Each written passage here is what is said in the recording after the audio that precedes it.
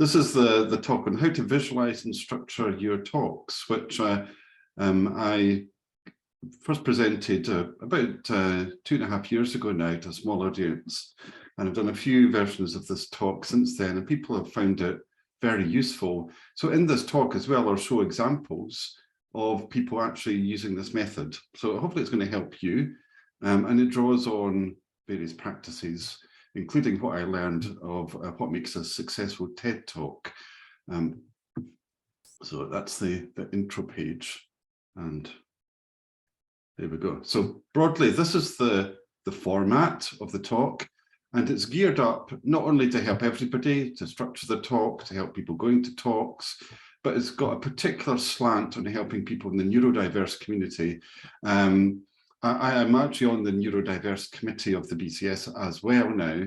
And I also found myself that when I went to a conference and it was 3 days long and there was lots of talks and they were always in different formats, I just felt exhausted after all that there was a lot of content. And I went, have I really got my money's worth out of that conference and can I remember it all?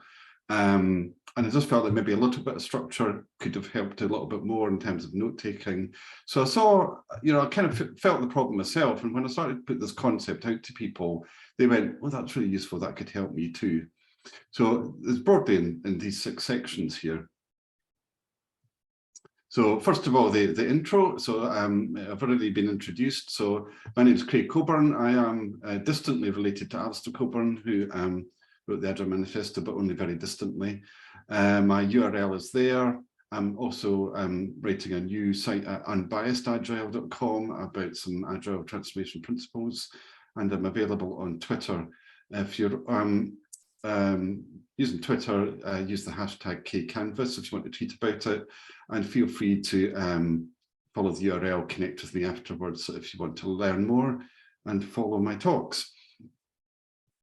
So introduction to this practice. What it is about organizing content to support structured learning.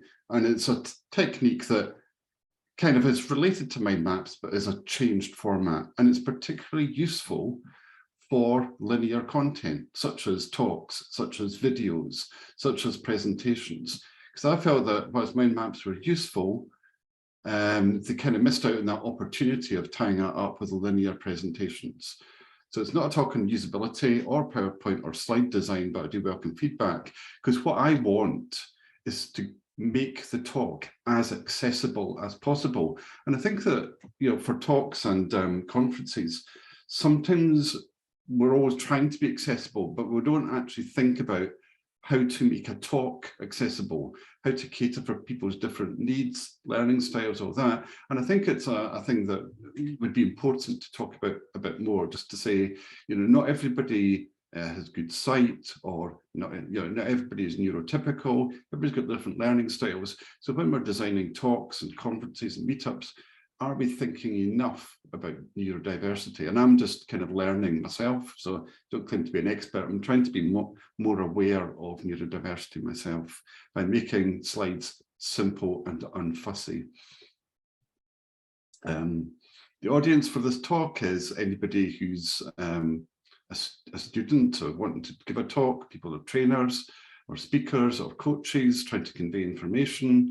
Anybody who, like me a few years ago, was an aspiring speaker, wanted to give a talk, because it can help you to structure your talk a little bit better and paint that story.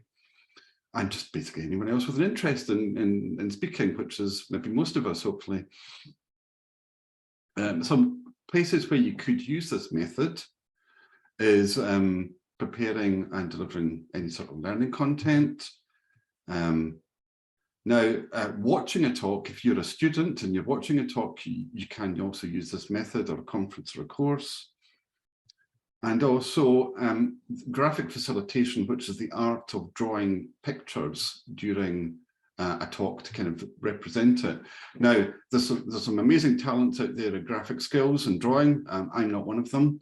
But even if you are one of those people, when you've got a big blank canvas to fill, I see the canvas and the drawings going all over, but at least having an idea of how the talk could unfold could give you a feeling for how much space you want to devote to particular areas of your canvas there. And also any conference handouts, because you can give blank versions of the format I'm going to present, such that then people can then use it and fill it in with their own content. And again, I earlier in my career studied memory methods, Tony Bazan's one.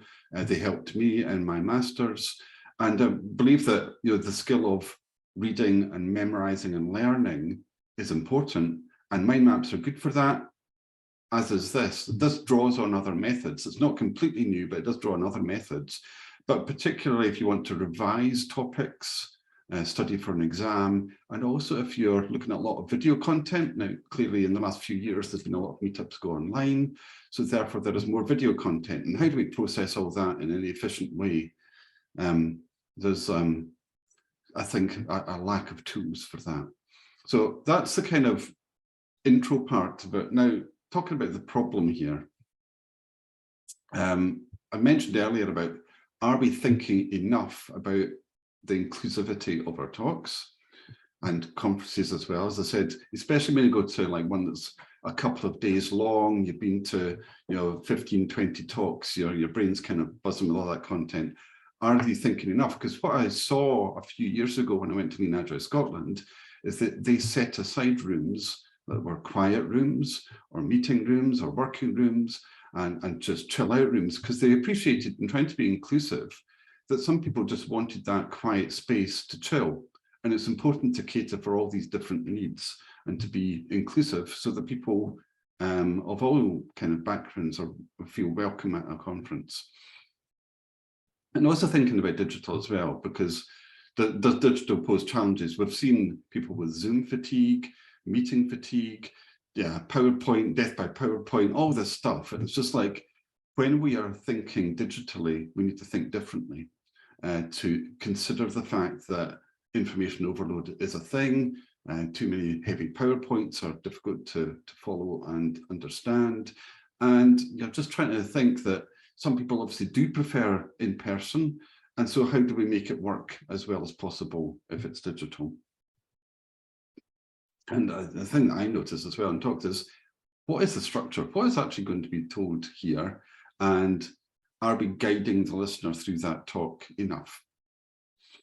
So some stats before I kind of go into this. I did some research here, and this is the stats on neurodiversity, which is about 1 in 7. And we've also got to consider that 1 in 5, 20%, have a disability of some sort, which might affect their ability to interpret content.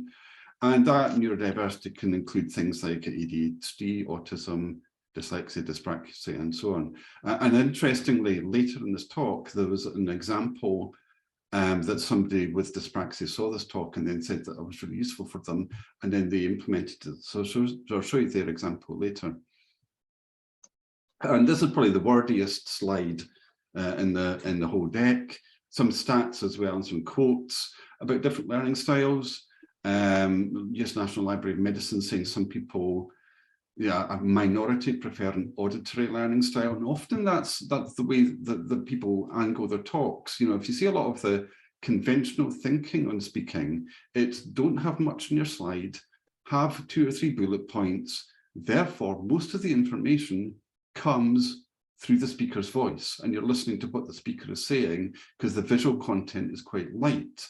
But the data says that, well, actually only 26% of people prefer that. So it's about trying to figure out, well, can we convey enough information on the slides such that people that don't prefer to listen can still get something out of it?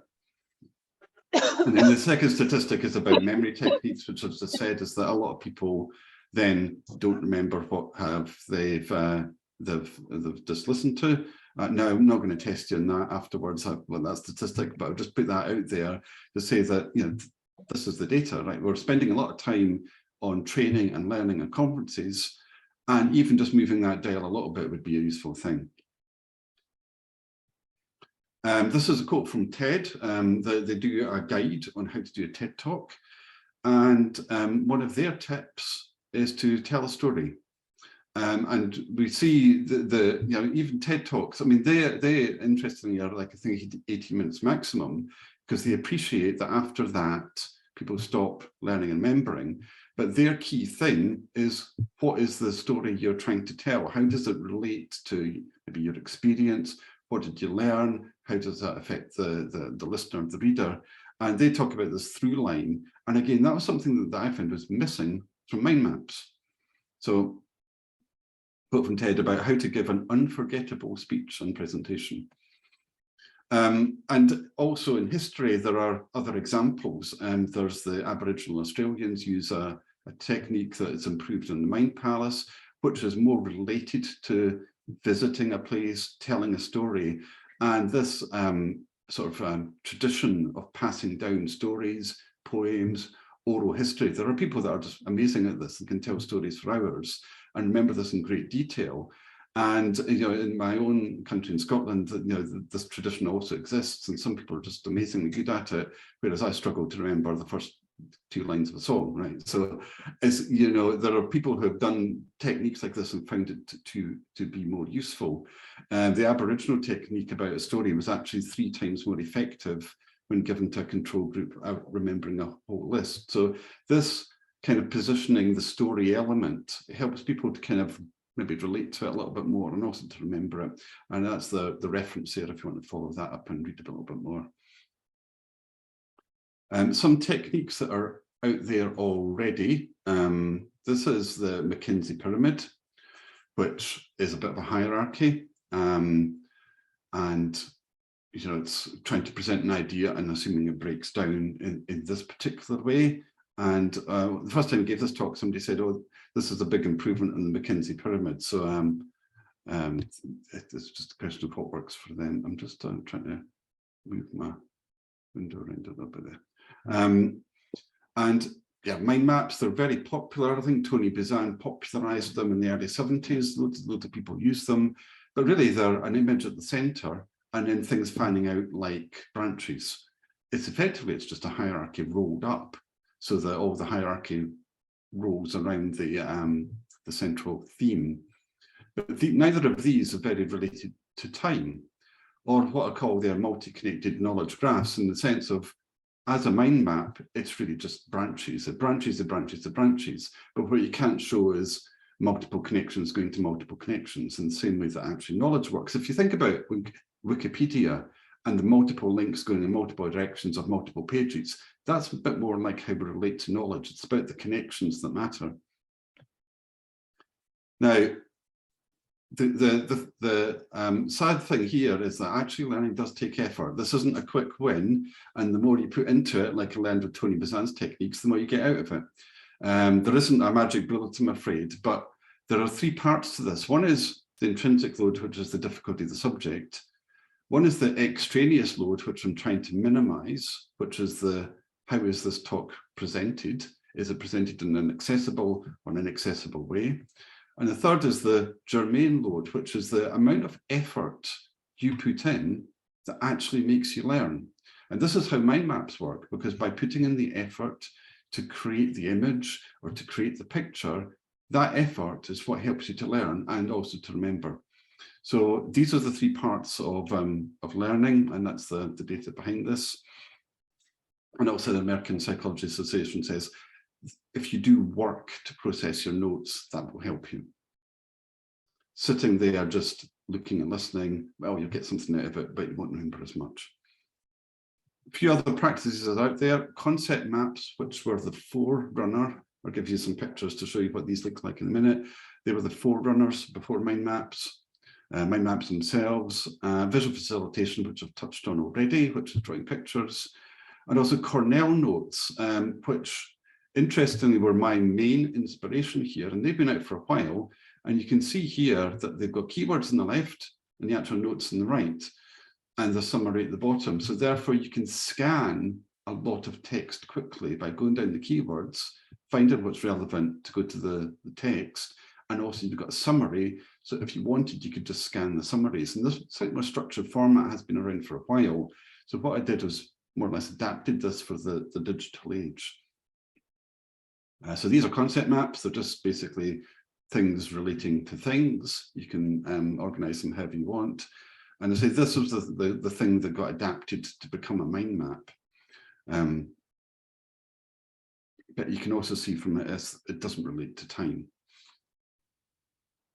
Now, there's lots of, we're very big on visualization in Agile, of course. We've got Kanban boards, we've got user story maps, we've got user journeys, the whole lot. There's whole books on it, and I would encourage people to use visualization because it's a great way to convey a lot of information, get it on the same page. Although really, do accept that some people have visual impairments. So really what we're trying to do here is make information accessible, of which visualization is one way to do that. And also for memorizing and storing information, there's an increasing number of tools as well online, so you can store notes and connect them up.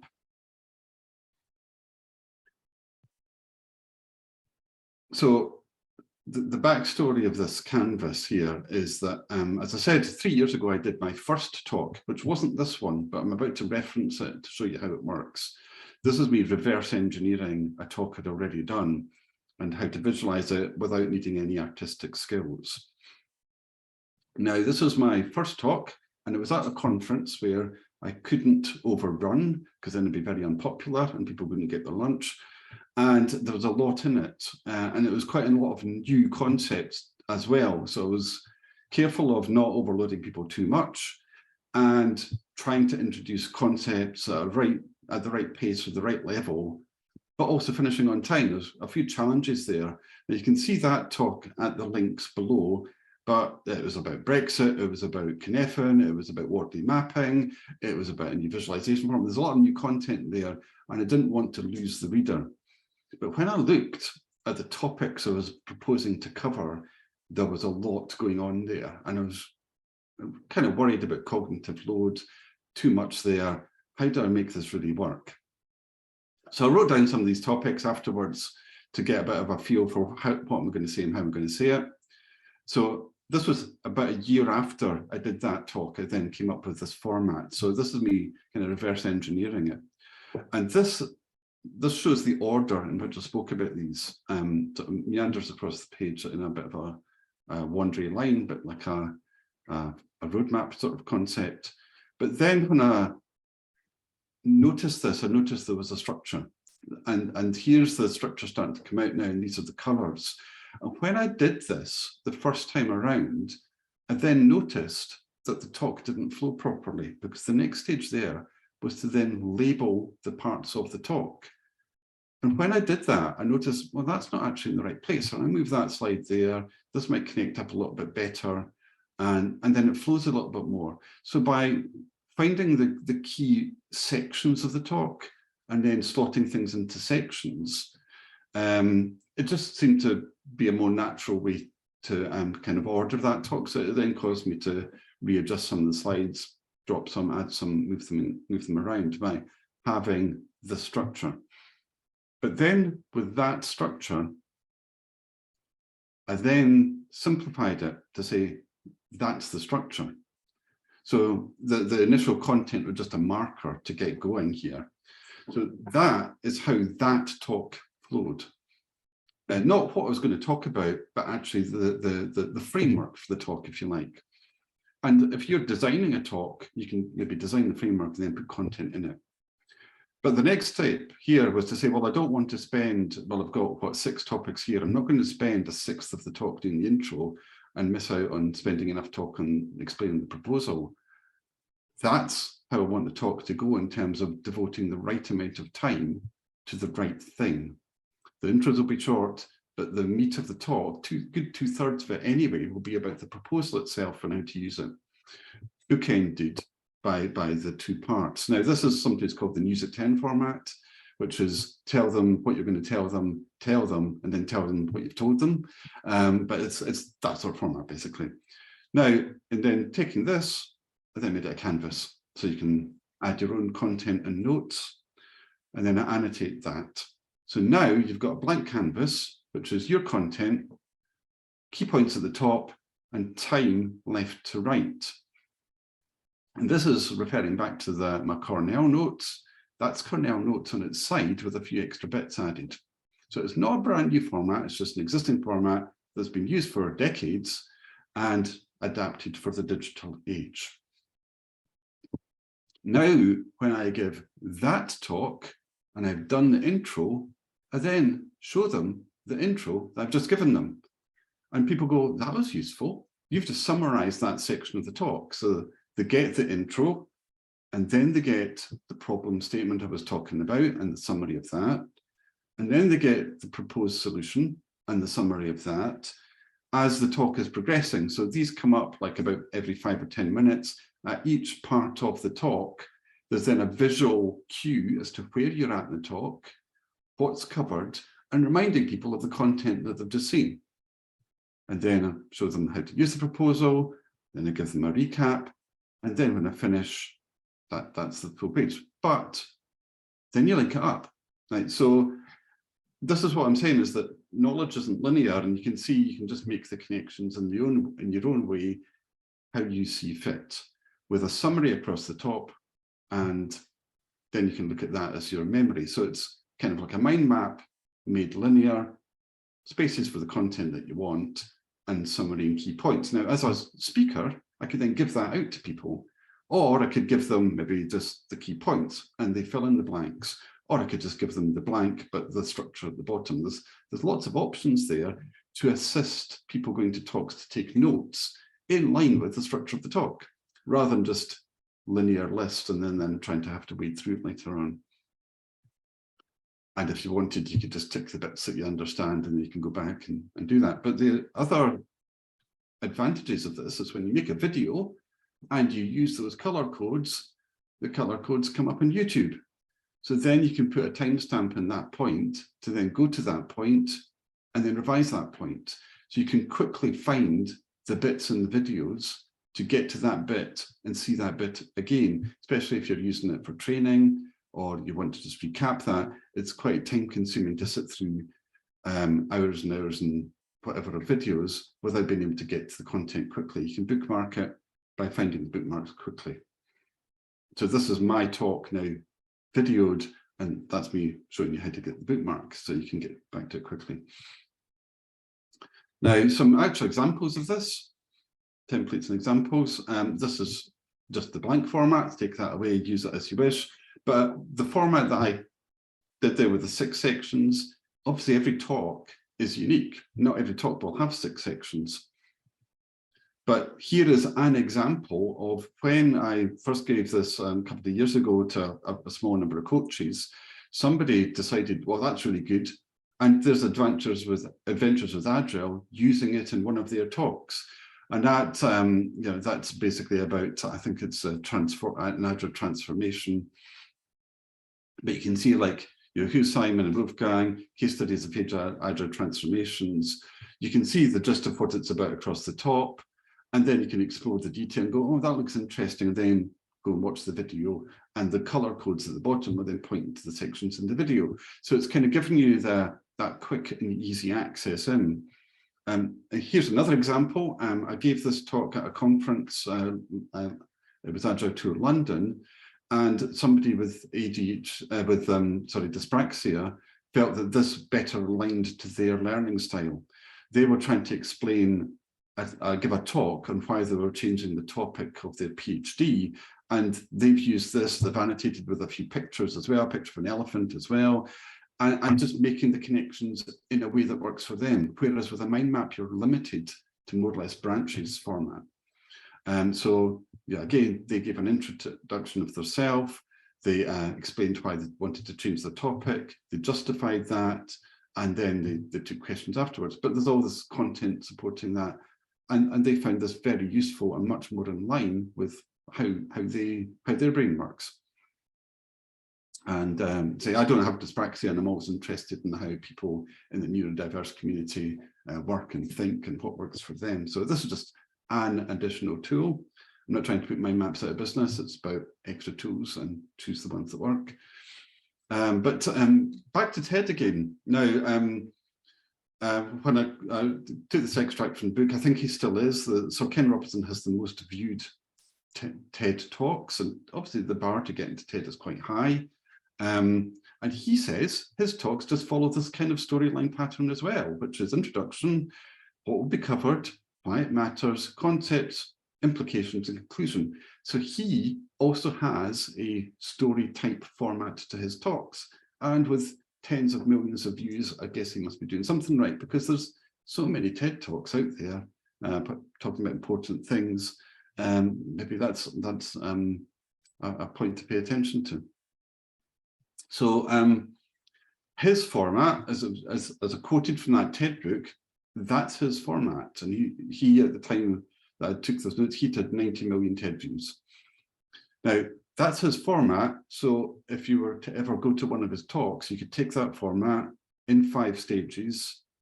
And the thing about things, don't just copy this, because obviously it's about what works for you, what works for the talk. But think about the content of the audience. But see, with these 5 formats for Sir Ken Robertson, that's his talks. And then when you go to his talks, if he's following that format, you can then annotate into the canvas at one of his talks in that format to help you remember, revise, whatever else. And I say that's different to mine, because different sort of talk, you don't always have to have 6 sections. It just depends on the speaker. So just to wrap up, for speakers, as I said, when I did this on my own talk, it helped me to sort out the content and the flow of the thing. Now, what I've not mentioned here is activities. Now, the talk I gave was an in-person talk without any activities. It was just me standing in front of a board and a deck. If you have activities, as I do when I'm giving training, it's very useful to mark those activities with maybe lines on the canvas, and then you can see, are the activities roughly evenly spaced out? So are we perhaps overloading people a particular bit? Is there natural breaks at the right time? Particularly when I'm giving training courses of several hours, I want to make sure that the activities are roughly spaced. So with this format, you can see visually, are the activities spaced by putting something like a red line down, and so you can see that visually too. And again, it shows that to the audience, so they're aware of things like breaks and activities and what's going on. And if you're doing a multi-day course, you can maybe use 1 per day to give people the structure. As I say, it's better for this sort of knowledge graph type content, which means that the knowledge relates to the knowledge, a bit like Wikipedia, in multiple ways. If it's just a pyramid, maybe you just need a pyramid. But if you want to make your own connections in your own way, in a more free-flowing, like hypertext format, then this format is maybe more flexible. So for visual facilitation, you could give a blank canvas to visual facilitator, so they know what's coming and how much space to devote to each section of the talk. And also for handouts, you could either give a blank canvas or a filled out canvas to delegates at a conference to help them out. A few more takeaways. I always make my takeaways explicit, so you've got a big line there.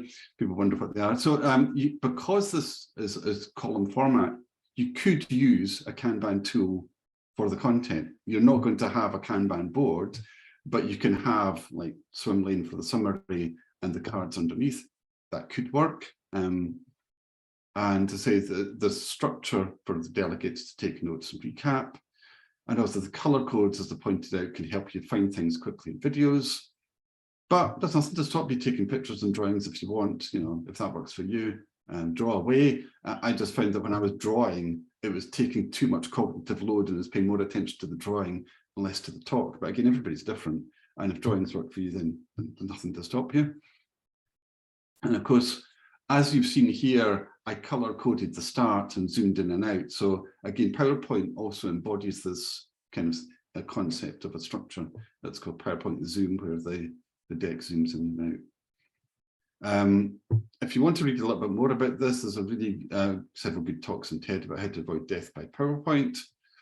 That's the video link for it.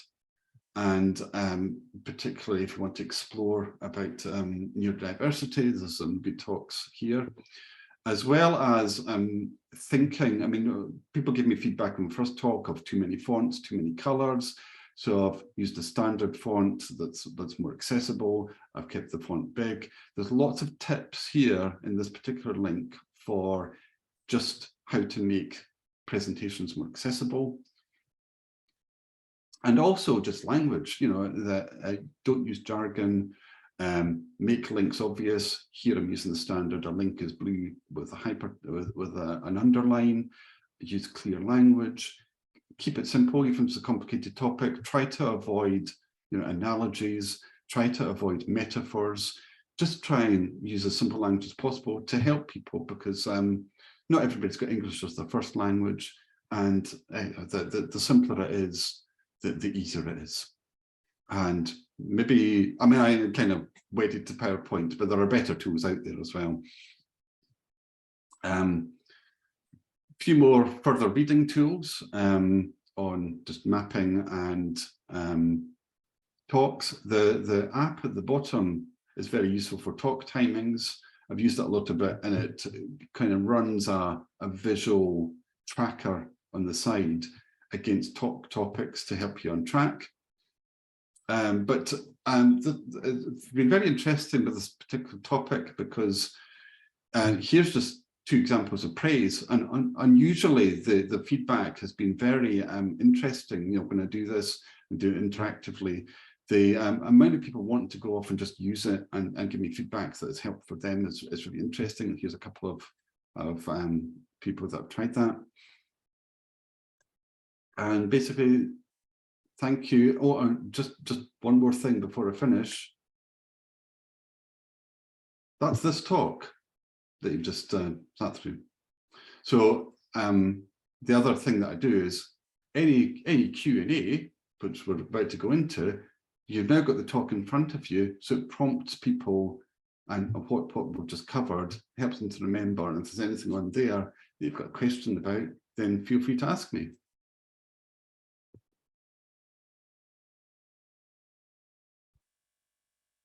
So, any questions?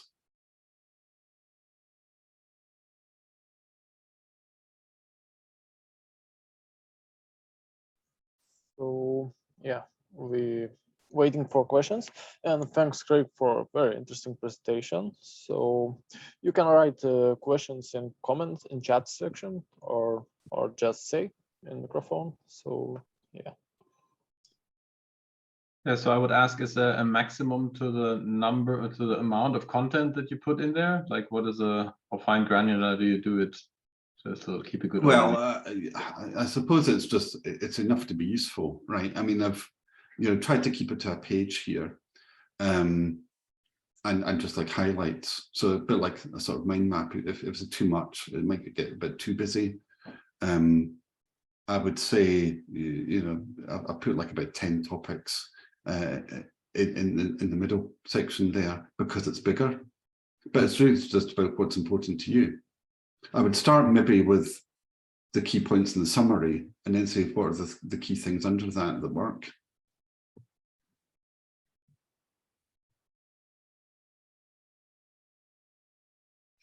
We have a comment also from Pierre. Thank you for the talk. Closing is tricky. Trend is to avoid to think, but asking to continue the conversation. Yeah, well, so this is what I've got here, is that I'm not expecting everybody to just remembered it, but have this visually up as a cue to say, even if you've not remembered it all, this is the talk. I'm helping you as a little bit of a prompt for what would you like to ask me about? I wanted to also ask, what about after the conversation and the talk? It's a bit afterwards, but how do you usually gather the feedback? Because I think that's how you would also improve like the structures for the next talks. Maybe also. Yeah, I suppose that online people sometimes just give me feedback on my LinkedIn or to the conference itself. There's sometimes feedback sections that the conference gathers. So I get feedback a number of ways, but sometimes that feedback, as I showed with those examples, it's weeks and weeks later when people have said, oh, I've thought about that, I've tried it out, I've used it, they'd go, it worked for me. And sometimes it's the feedback that takes a long time is the one that really goes, wow, I've made a difference to somebody there.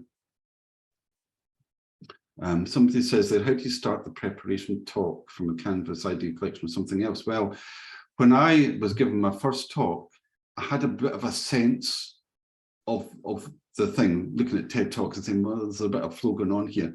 So I kind of sketched it out a little bit, but I didn't have this canvas then. And I felt like, well, yeah, I'll do an introduction or talk about the problem and then I'll explain what I'm doing. It kind of evolved. But now that I've got that sort of format and TED uses the same thing, I would probably start with the sections at the bottom and then go, right, what are the key bits there? I would then fill in at the top, and then roughly how long do I want to spend on it, so size it out. And then in support of that, what do I want to cover?